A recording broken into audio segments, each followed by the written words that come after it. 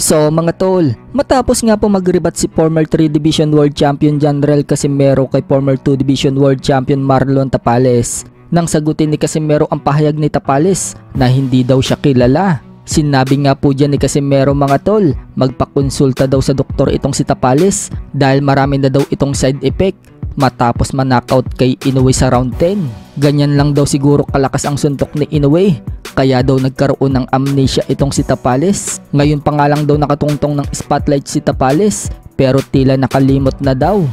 Tahasan ding sinabi ni Casimero mga tol na hindi daw niya ka-level itong si Tapales. Matagal na daw siyang nasa tuktok, habang si Tapales ngayon pa lang daw umaarangkada. Iba na daw kasi itong umasta, tsamba lang naman daw ang panalo nito kay Murodjon Akhmadaliev. Hindi daw talaga nagustuhan ni Casimero ang pahayag ni Tapales sa interview ng PTV na hindi siya kilala, pero gusto na lang daw niya intindihin si Tapales dahil galing daw siya sa hindi magandang pagkatalo. Nakaka-cause daw talaga siguro ng amnesia ang suntok ni Inoue.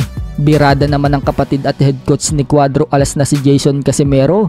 Grabe daw kasi mang-hype ang mga Pinoy boxing vlogger kay Tapales, pero para sa kanila, alam daw nila kung ano na ang mangyayari sa laban. Alam daw kasi nila ang kapasidad ni Tapales.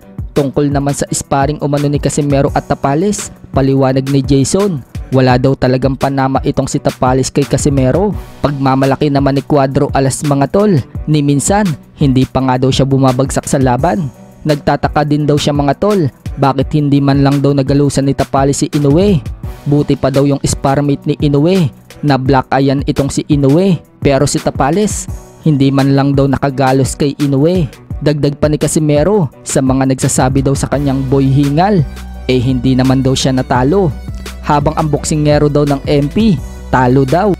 Sumabat naman si Jason mga tol, nakahawak lang daw ng dolyares itong si Tapales, nag-iba na daw ang hangin. Paliwanag naman ni Cuadro Alas sa mga previous na sinabi niya kay Tapales na tune up fight lang daw si Tapales kay Inoue at puro lang depensa ang ginawa ni Tapales, parang ayaw manalo kay Inoue. Paliwanag ni Casimero, nagpapakatotoo lang daw siya. Dinagdagan pa yan ni Casimero mga tol, para daw kay Tapales, big fight daw niya itong labang kay Inoue, pero pagdating daw kay Inoue, tune up fight lang daw ito. Sa isang post naman mga tol ni Cuadro Alas, tila pinahihinto na nito si Tapales. Sinabi kasi ni Cuadro Alas mga tol, stop na siguro Tapales, dami ko nang nakikitang side effect dahil sa boxing. Hindi lang ako ang nakakapuna, pati na ang mga mahihilig sa boxing. Cuadro Alas lang ang malakas. So parang ang ibig sabihin niyan mga tol, kailangan na magretiro ni Tapales. Sa kabilang banda naman mga tol, sa mga hindi nga po nakakaalam, sorpresa nga pong inanunsyo ng Rising Chief Executive Nobuyuki Sakaibara na si Mayweather ang makakalaban ni Pacquiao. Nangako naman si Pacquiao mga tol na nandoon din sa event na matutuloy na daw ang pagbabalik niya ngayong 2024 para sa rematch nila ni Mayweather. Pero may exhibition fight pa po si Pacquiao ngayong April 20 kontra sa Muay Thai legend na si Buakaw Banchamek. So pagkatapos siguro ng exhibition na yan, malamang si Mayweather na ang susunod na makakalaban ni Pacquiao. Pero may babala naman po ang combat sports analyst na si Nishi Ikasiano. Wala pa daw kasiguraduhan kung matutuloy nga yan hanggat wala pa daw pinipirmahan ng kontrata ang dalawa. Bukod dyan, wala naman daw binanggit sa anunsyo kung anong date ang laban at kung anong weight class.